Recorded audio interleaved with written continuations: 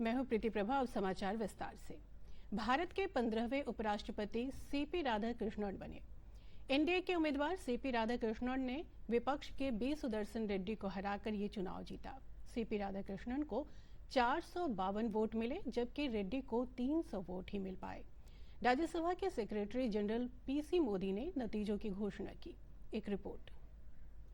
पद के लिए हुए चुनाव में एनडीए के उम्मीदवार सीपी राधाकृष्णन ने शानदार जीत दर्ज की है। उन्होंने इंडिया गठबंधन के उम्मीदवार और पूर्व न्यायाधीश बी सुदर्शन रेड्डी को 152 वोटों से हरा दिया। चुनाव में सीपी राधाकृष्णन को 452 वोट मिले, जबकि उनके प्रतिद्वंदी बी सुदर्शन रेड्डी को 300 वोट मिले। Shri CP Radhakrishnan has secured 452 first preference votes.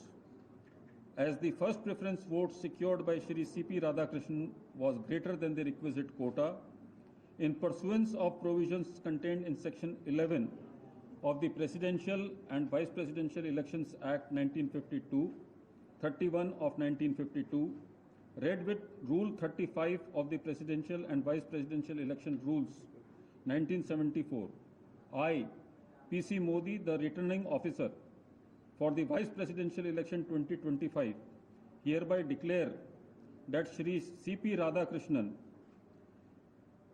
Jal Bhushan Raj Bhavan, Balkeshwar Road, Malabar Hill, Mumbai, has been duly elected to the office of Vice President of India. The result is being sent to the Election Commission of India and the Ministry of Law and Justice. उपराष्ट्रपति पद के लिए संसद भवन में मतदान की प्रक्रिया सुबह 10 बजे शुरू हुई। प्रधानमंत्री नरेंद्र मोदी ने सबसे पहले मतदान किया। लोकसभा में नेता प्रतिपक्ष राहुल गांधी, कांग्रेस सांसद सोनिया गांधी और प्रियंका गांधी वाड्रा ने संसद भवन पहुंचकर अपना वोट डाला। इसके अलावा कांग्रेस के राष्ट्रीय अध्यक्ष मल्लिकार्जुन खड़गे और केंद्रीय मंत्री अमित शाह और नितिन गडकरी ने भी उपराष्ट्रपति चुनाव में मतदान किया। राज्यसभा के उपसभापति हरिवंश, रक्षा मंत्री राजनाथ सिंह, पूर्व प्रधानमंत्री एचडी देवेगौड़ा, भाजपा सांसद कंगना रनौत और कांग्रेस सांसद गौरव गोगोई ने संसद भवन पहुंचकर अपना वोट डाला।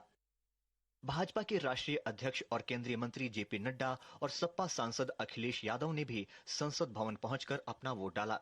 केंद्रीय मंत्री अश्विनी वैष्णव, मनोहर लाल और भाजपा सांसद निशिकांत दुबे ने भी संसद भवन में मतदान किया। इस चुनाव में लोकसभा और राज्यसभा के सांसदों ने हिस्सा लेकर अपने मताधिकार का प्रयोग किया।